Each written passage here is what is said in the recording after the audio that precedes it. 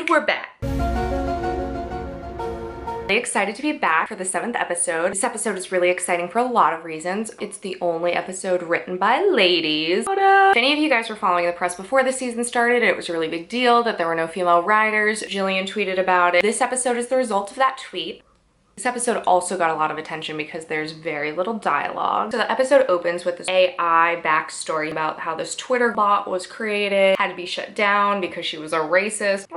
Looking back, I'm not sure we really needed it. And I guess it was fine setup. Hey, we're gonna talk about when AI goes bad. We could have just started the episode and we could have figured that out. It really wasn't hard. So we open on Mulder and Scully's sushi date.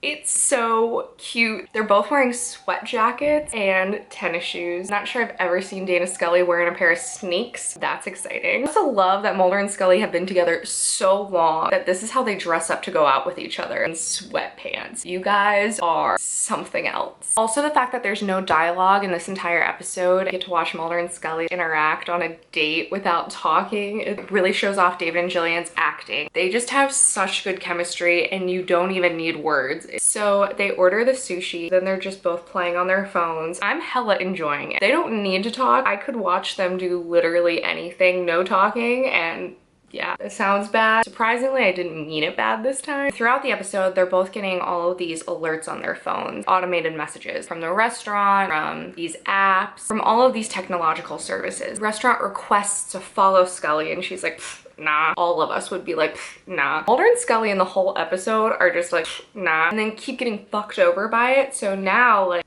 I don't know. Like, all of a sudden the vibe just changes as soon as she denies the restaurant's request. She gets kind of freaked out. She's like looking over her shoulder, generally on edge. Side note, I like how they're not even going to address the short wig. No, like, oh, hey, Scully, you got a haircut. Oh yeah, like change of pace. Nope, all of a sudden she's got a bob. Deal with it. I'm surprisingly not that mad. I thought I was going to be so devastated by the loss of the long wig. RIP long wig. But the short wig totally worked for me in this episode. It was so cute. I was just team short wig. Always team long wig forever, but team short wig. Also, because of the lack of dialogue, there's a lot of breathing in this episode. Am I the only one who noticed it? A lot of Scully breaths in between moments. I shit you not. Gillian Anderson literally breathes. I'm like, awards, awards, awards. Her breathing is remarkable. Wish I was joking.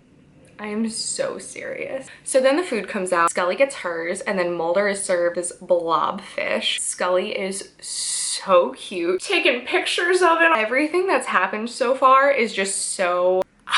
they're adorable. Then Scully so smugly eats her sushi, like rubbing it in Mulder's face. These two are gonna kill me. So then Mulder tries to go into the kitchen and be like, hey man, my order is not a blobfish. And it's just robots. They all just sort of like look at him and blobfish is great, keep up the good work. Fuck it, whatever. Blobfish for life tries to like pay. Like credit card gets stuck, it's a whole to-do, and the restaurant just locks them down. They're like scrambling, trying to get out the door. Robots gone wild. And they eventually get out and a car pulls up to pick up Scully. A driverless car. Zoom, gets in and leaves Mulder. And at first I'm like, why is she getting in and leaving Mulder? Like, shouldn't he be getting in the car with her? But then of course, no, Mulder ends up having his own car to go to his own house. Are you two really not living together? Is this how I have to find out? I can't believe it. So the automated car drives Scully back to her house. It's like zooming through the streets, going so fast. She's so pissed at it, yelling at the car. I'm laughing. Mulder is trying to get home. GPS takes him back to the restaurant. Pull out a map. Why don't you guys know how to get back to your own freaking houses? You live in DC. You have lived in DC for the past how many years and you don't know how to get home? Do better. So then Scully eventually arrives at home, yells at the car. So much comedy in this episode. These two are hilarious. And then Mulder arrives back at the unremarkable house. Can't believe you guys aren't living together, but sure, okay. And Scully has a nice ass house. It's like a smart house. And of course the smart house is freaking the fuck out and she needs like a password. And the password is Queequeg.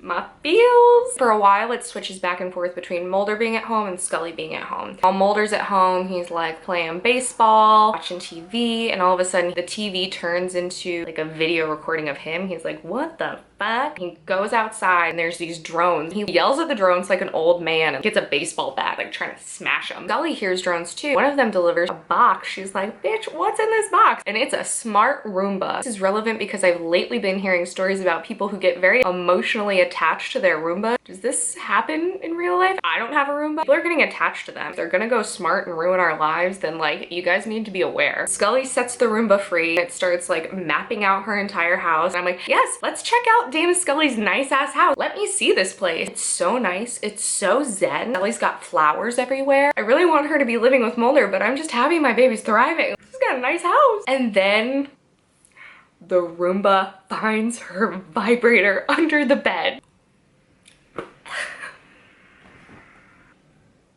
I can't believe the X-Files in 2018 is showing us Scully's vibrator.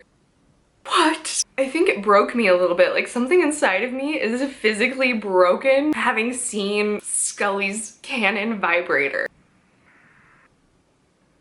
As the Roomba was like under her bed, I was like, LOL, wouldn't it be funny if it found her vibrator? And then it did.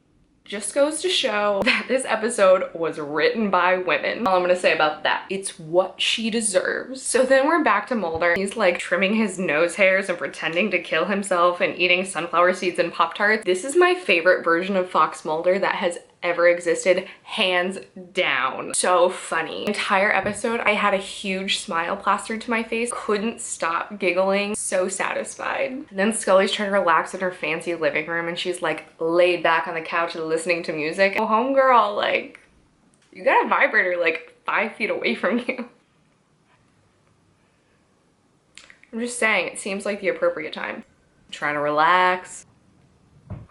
Back at Mulder's place, tiny drones are invading his apartment. Scully's had it with the Roomba. She's running all over the place and she boxes that shit up and puts it in the trash. All of a sudden, the car is back. Scully, you in danger, girl. That Roomba and that car are gonna team up against you. Mulder's fucked. There's so many tiny drones swarming him. Scully's getting ice cubes shot at her from her fridge. And the whole time, this restaurant just really wants a tip. It keeps pinging them. Hey, you sure you don't want a tip? Hey, maybe you should tip now. Why don't you guys just tip the restaurant and end this misery? So then Scully goes back in the house. The house is like trying to seduce her. Hey Dana, let's light a fire. I want to help you. The house knows that there's a smart vibrator on the premises. It wants in on the action. But then of course the house starts shutting down and getting pissed because Scully doesn't want to be seduced by the house. It starts like leaking gas. Mulder arrives and they break the window and there's an explosion. Things are getting out of control very quickly. Mulder and Scully are trying to escape these drones and they just keep running through the streets until they eventually end up at this factory. First of all, I was in Vancouver while they were filming this episode and we looked for this bottle factory for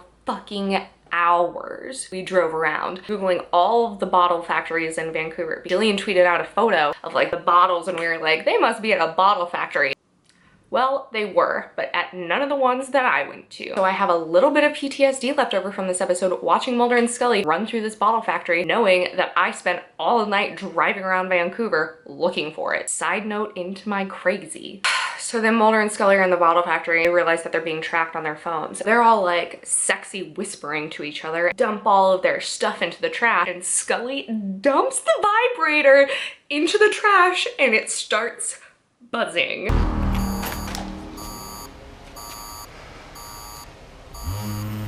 Mulder like looks at her.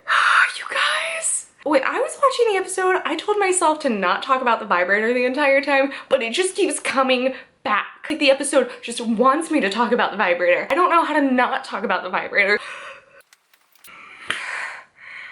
What is going on? They're in the bottle factory, they're running around, there's a bunch of creepy robots creeping, end up like hiding from one, doorknob melts off, bullets being shot at them, someone's trying to get in. It ends up being a nice robot, you think, gives Mulder back his phone. Again, the damn restaurant asking them to tip! Just tip them. So Mulder tips them 10%, of course. Robots, you ain't getting my money. Then Mulder and Scully are at a diner. Mulder says, good to see you got all your personal devices back. Not all of them. We're not letting this vibrator go. I knew I wasn't gonna let it go. I didn't realize that this episode wasn't gonna let it go either. And Scully just looks at him and I'm just... And Mulder and Scully are on their phones, like sucked into technology. And then Scully just puts hers down and Mulder puts his down and they hold hands.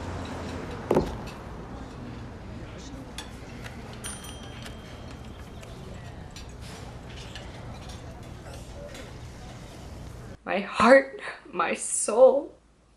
So pure. So basically this entire episode was obviously about human connection over technology, teaching AI to be good and things. It's an interesting subject matter to try to tackle in an episode, and I thought that this episode did a really good job of it. The lack of talking especially was a commentary on the whole lack of like human connection. Overall, this episode was so good. Ladies, you knocked it out of the park. I'll leave you with this one question. Can you believe that 2018 was the year that the X-Files season 11 brought Dana Catherine Scully's vibrator front and center to the screen? That's what I like to see. Thanks so much for watching. Hope you enjoyed it. Go check out the other vlogs, subscribe. Got all of the episodes listed below. Catch up, watch them all.